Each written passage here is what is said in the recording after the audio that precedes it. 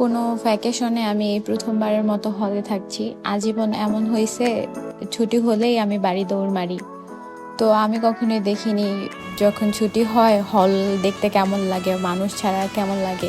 এই জন্য এটা আমার কাছে একটা ফার্স্ট এক্সপিরিয়েন্স।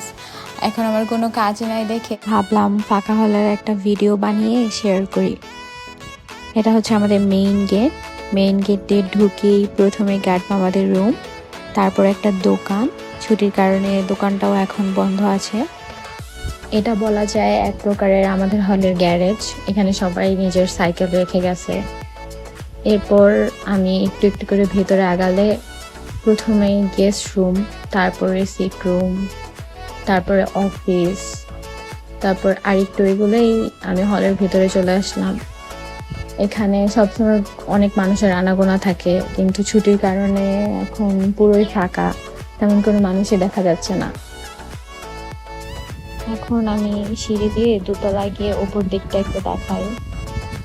আজকের আকাশটা বেশ সুন্দর। আমার মনে হয় হল ফাঁকা থাকার কারণে আরো বেশি সুন্দর লাগছে। এখন দেখাবো আমার রুম 120C।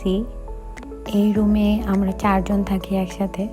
সবচেয়ে মজার বিষয় হচ্ছে এই প্রথমবারের মতো আমার 3 জন রুমমেট আপুই নেই।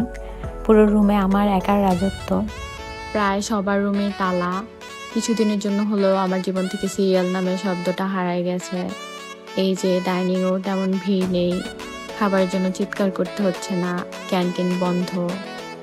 এই জায়গাতে রাতের বেলায় অনেক ভিড় থাকে, সবাই মিলে আড্ডা দেয়, সবাই ফোনে কথা বলে, কিন্তু ছুটির কারণে আজকে কেউ নেই। এখন আমার শুধু মনে হয় সারা জীবন হল এমন ফাঁকা থাকলেই ভালো হতো।